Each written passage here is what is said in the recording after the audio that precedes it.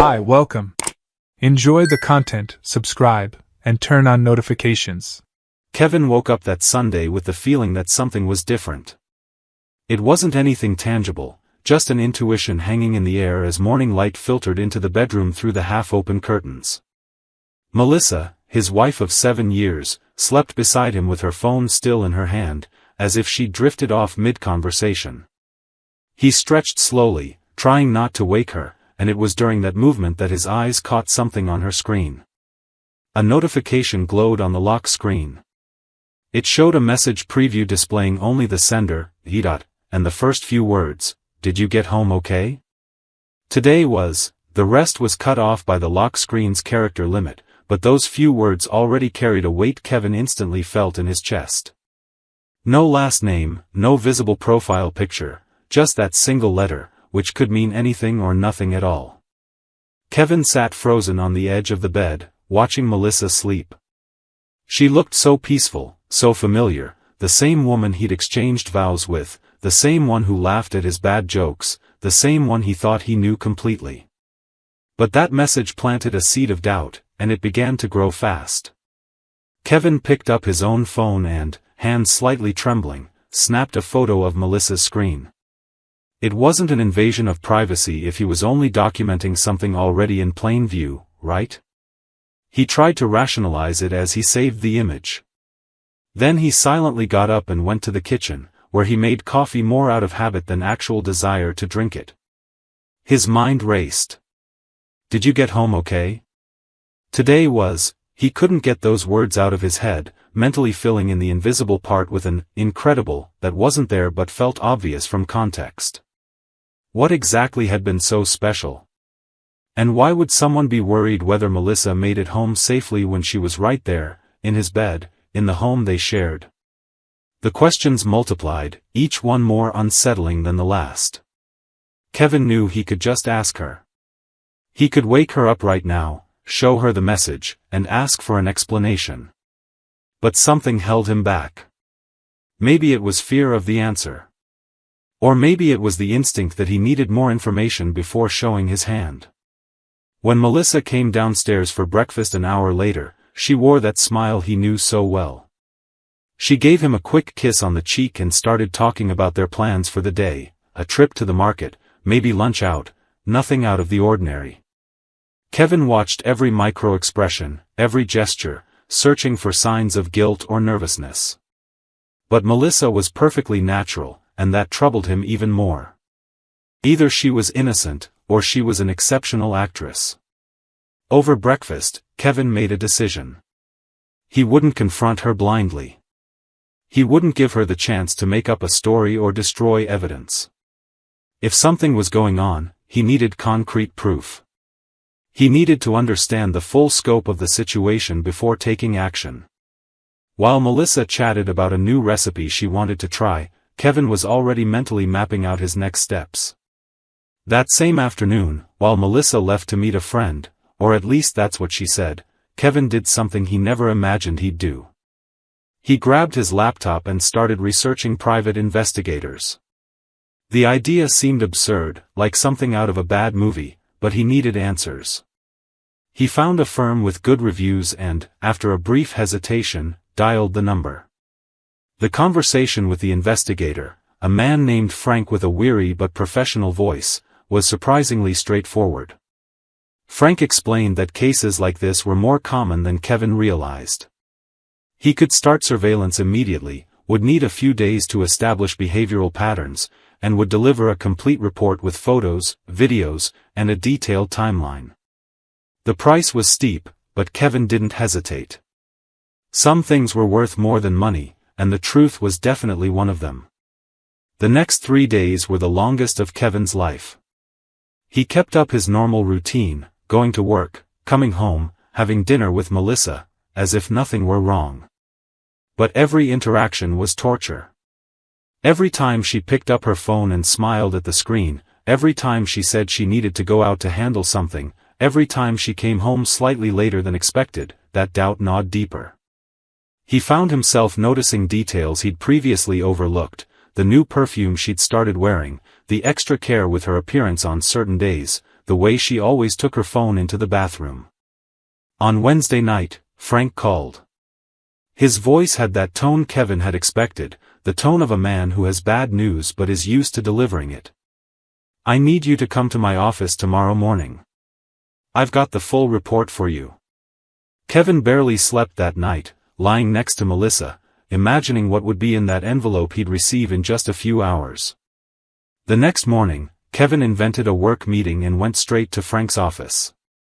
The investigator greeted him with a serious expression and placed a brown envelope on the desk. "Before you open it, I need you to prepare yourself. What's in here isn't easy to see." Kevin nodded, throat dry, and opened the envelope with trembling fingers. The first photos showed Melissa leaving the house on days she'd claimed to have various appointments. Then came images of her driving to a residential complex on the other side of town. And then came the photos that made Kevin's world collapse completely, Melissa entering the building, and later, walking out with a man Kevin knew very well. It wasn't a stranger. It wasn't some unknown coworker. It was Ethan. His younger brother. His own damn brother. Kevin felt as though all the air had been sucked out of the room. Frank kept talking, explaining the pattern, regular meetings, always on Thursday afternoons, lasting 2 to 3 hours. The report was meticulous, dating each observed encounter and making it clear, from both the established pattern and their familiarity, that this had been going on for months. There were photos of Melissa and Ethan entering restaurants, walking hand in hand in a park far from downtown, entering and leaving hotels. But there was more. Frank slid another set of papers across the desk. "I thought you should know this too. I managed to record a conversation of theirs when they walked out of his apartment. They were on the sidewalk, in a public space. The pages contain transcriptions of audio captured with directional equipment." Kevin started reading and felt nausea rise. Melissa and Ethan casually discussed the plan as they walked to the car. They mentioned borrowing money from Kevin to start a business, a sporting goods store Ethan had vaguely mentioned months earlier. Kevin had even offered to help, thinking it would be a way to support his brother. But in the recording, it was obvious, the money wasn't for any business. It was for the two of them to run away together and start over in another state, far from everything and everyone. "She always said you were too focused on work, that you never paid attention to her," Ethan's voice said in the transcript. "Now he'll have to pay attention when we disappear with his money." They laughed. They actually laughed about the whole thing, as if it were an elaborate joke at Kevin's expense. Kevin left Frank's office in a state of controlled shock. He didn't feel anger yet, that would come later. Right then, he felt only a vast emptiness, as if an essential part of him had been ripped out. But as he drove, that emptiness began to fill with something else. It wasn't just anger. It was cold, calculated resolve. If Melissa and Ethan thought they could manipulate him, they were badly mistaken. Kevin spent the rest of the day planning. He knew their next meeting would be the following Thursday, that was the pattern Frank had identified. But Kevin wouldn't wait that long. He discreetly checked Melissa's calendar and saw she'd marked Pilates for that Thursday. Pilates. The lie was so mundane it would almost be funny if it weren't tragic. On Thursday, Kevin left for work as usual, but instead of heading to the office, he parked a few blocks from Ethan's apartment complex. At 2 p.m., he watched Melissa's car pull into the parking lot. 15 minutes later, she and Ethan walked out together, laughing at something he'd said. They got into Ethan's car, a red convertible Kevin had helped finance when his brother was going through hard times, and headed downtown. Kevin followed them at a safe distance, his heart pounding faster with every block. When they stopped in front of a boutique hotel, something inside Kevin crystallized. There would be no more doubt, no more hope that it was a misunderstanding. It was real. It was happening right in front of him. He parked and waited. Waited as they entered the hotel with the kind of familiarity only habitual lovers have. Waited, feeling each minute stretch like an eternity. And then, when he couldn't sit still watching any longer, Kevin got out of the car and walked to the hotel entrance. The lobby was discreet and elegant, the exact kind of place Ethan would choose to impress. Kevin approached the receptionist with a smile that didn't reach his eyes. "Sorry to bother you, but I think my wife just came in." Brunette, wearing a blue dress, with a dark-haired guy. The receptionist, a young woman who clearly didn't want trouble, hesitated before nodding. "They went up about 20 minutes ago." Kevin thanked her and went to sit in one of the lobby armchairs, positioned so he could clearly see the elevators. He didn't know how long he'd be there, but he knew they'd eventually come down. And when they did, he'd be waiting. 2 hours passed. 2 hours of Kevin sitting in that chair, politely declining offers of coffee, maintaining a neutral expression while his inner world collapsed and rebuilt itself over and over again. When the elevator doors finally opened and Melissa appeared next to Ethan, they were so absorbed in each other they didn't notice Kevin right away. Melissa had that post-encounter glow Kevin used to recognize years ago, when they were newlyweds. Ethan had his arm around her possessively. It wasn't until they were just a few feet from the exit that Melissa glanced sideways and froze completely. "Kevin." Her name came out as a strangled whisper. Ethan, sensing her reaction, turned and went pale. For a moment, nobody moved. It was as if the three of them were trapped in a terrible, revealing photograph. Kevin slowly stood up, hands in his pockets with a calm he didn't truly feel. "Hey, honey." "Ethan." His voice was low and controlled, but it carried something that made Melissa take a step back. "Funny running into you two here. What's the excuse today, Mel? Pilates?" Melissa tried to speak, but her words tangled. This isn't." "Kevin, let me explain," but her shaking hands and obvious panic already said it all. Ethan, though, tried to play it tough.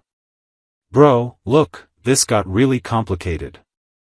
We didn't plan for this to happen, but," Kevin cut him off with a short, humorless laugh. "You didn't plan it? Interesting.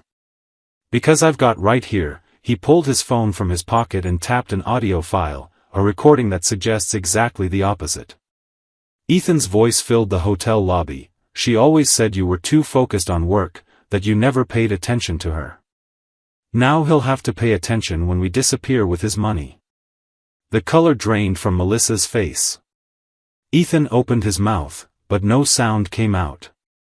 Kevin continued, his voice sharpening with every word. "Months. For months, you two have been doing this behind my back. And it wasn't just the affair, was it? You were planning to use me, drain me financially, and disappear like I was just some convenient idiot in your way." He looked straight at Melissa, and in his eyes she saw not the hurt she expected, but something far worse, absolute disappointment. 7 years, Melissa. 7 years of marriage, and you traded me for my own brother.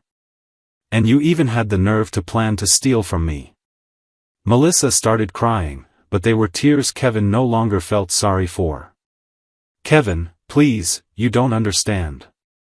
I felt so alone, you were always working, and Ethan was there when I needed him." Kevin raised a hand, cutting off the stream of excuses. "No. You're not going to lay this on me. You're not going to make it sound like my fault. If you were unhappy, you could have talked to me. You could have suggested couples therapy. You could have done 1,000 things differently. But you chose to lie, cheat, and conspire." He turned to Ethan, and the coldness in his voice cut like a blade. "And you. My brother. The person I've helped countless times, supported when no one else would. You didn't just sleep with my wife, you planned to financially destroy me. Congratulations. You're not just a traitor. You're pathetic." Ethan tried to defend himself, his voice desperate. "You don't know what it's like, Kevin. You've always been the perfect son, the successful brother. I was always in your shadow, and when Melissa and I connected, for the first time in my life I felt like I had something you didn't." Kevin shook his head, almost pitying. "You had my respect, my trust, my brotherly love. And you threw it all away, for what? Jealousy? That's even more pathetic than I thought. Kevin took a step back, putting physical distance between himself and these strangers he thought he knew. You know what's funniest about all this?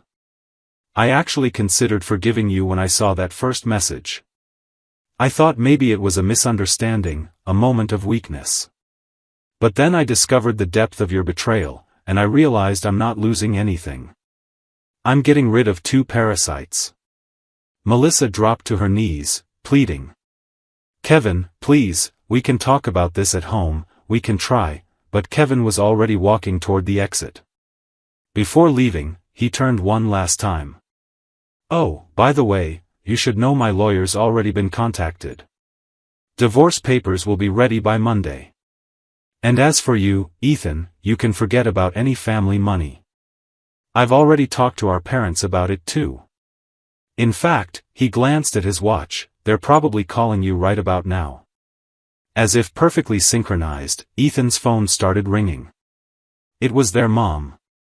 Ethan stared at the device like it was a venomous snake. Kevin smiled, but there was no joy in it. Yeah, I told them everything. Every detail. The photos, the recordings, your little plan. Mom was especially disappointed. Kevin walked out of the hotel without looking back, leaving Melissa still on her knees and Ethan with his phone ringing incessantly in his hand. When he reached his car, his hands finally began to tremble.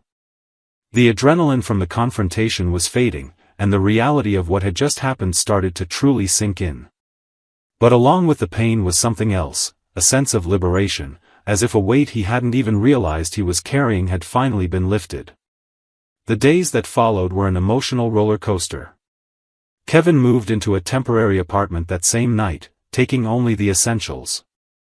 Melissa called dozens of times, left tearful voicemails, sent desperate texts. He blocked them all.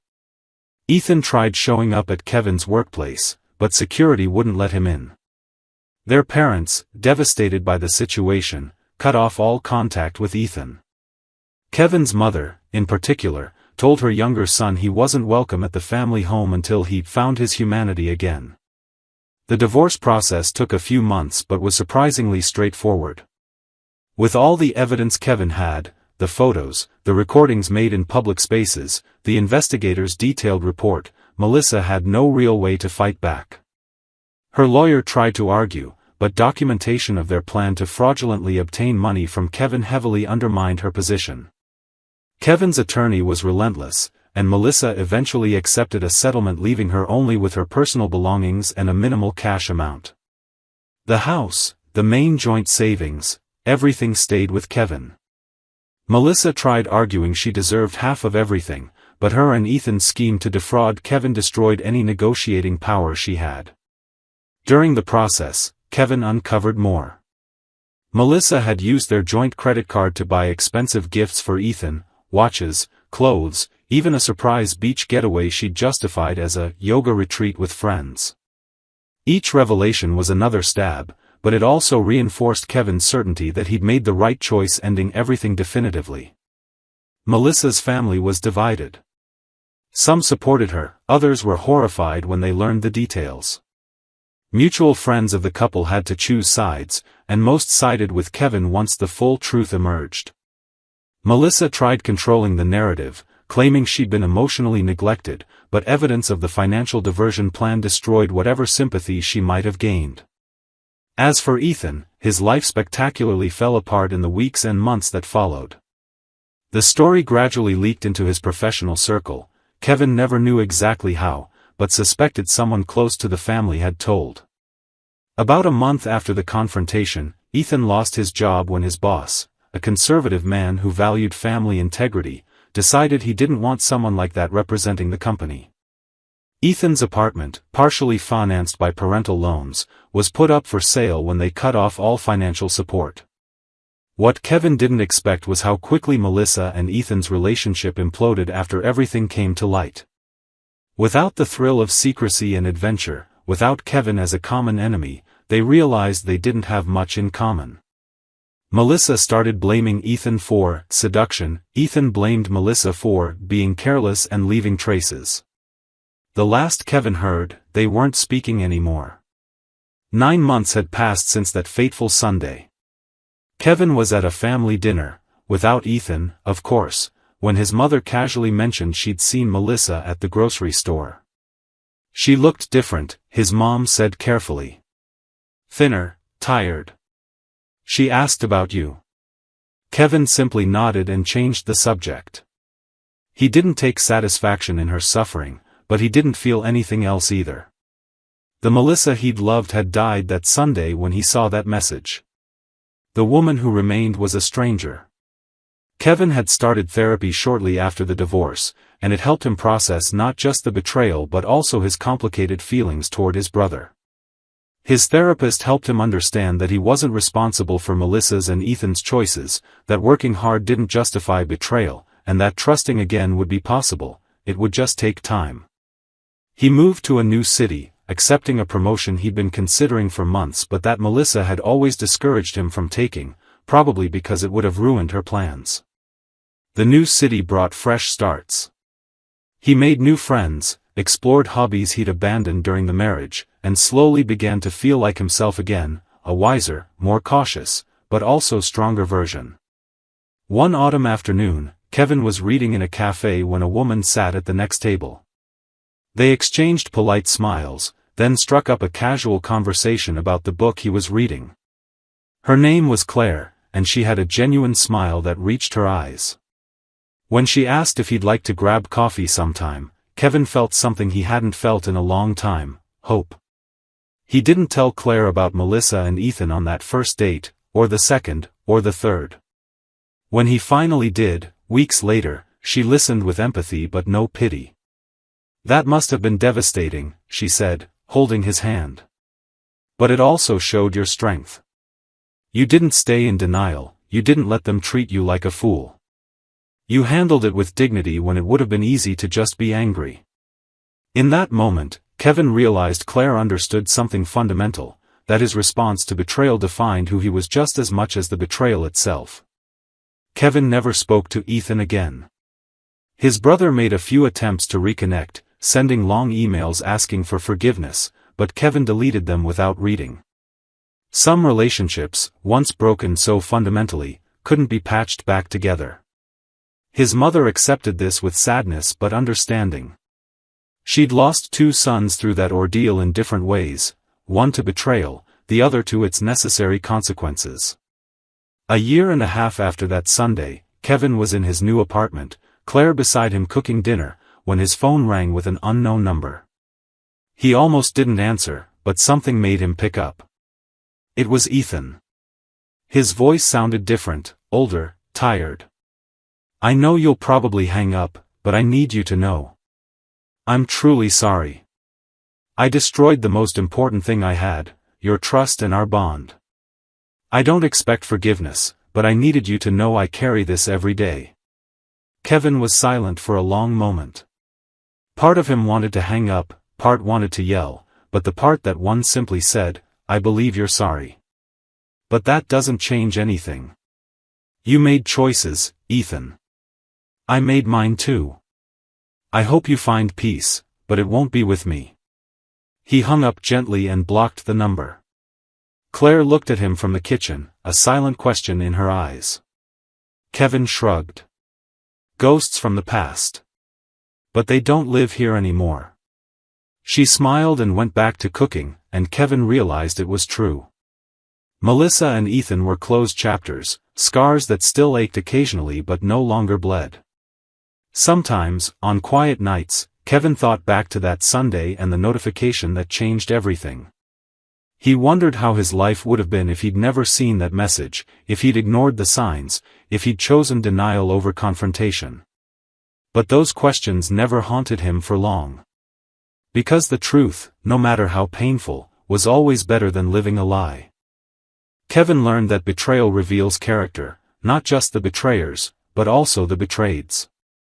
He could have taken petty revenge, let bitterness consume him, or shut himself off from future relationships entirely. Instead, he chose to process his pain, set firm boundaries, protect his dignity, and eventually open himself again to the possibility of love. Melissa made one final attempt to reach out, nearly 2 years later. It was a long email detailing her regret, her therapy journey, and her new understanding of how she destroyed something precious. She didn't ask for reconciliation, just forgiveness. Kevin read the email once, carefully considered his response, and then simply deleted it without replying. It wasn't cruelty. It was an acknowledgement that some bridges, once completely burned, don't need rebuilding. Sometimes the only thing to do is move on and build new bridges elsewhere. And that's exactly what Kevin did. He built a new life, with new bridges and relationships based on honesty and mutual respect.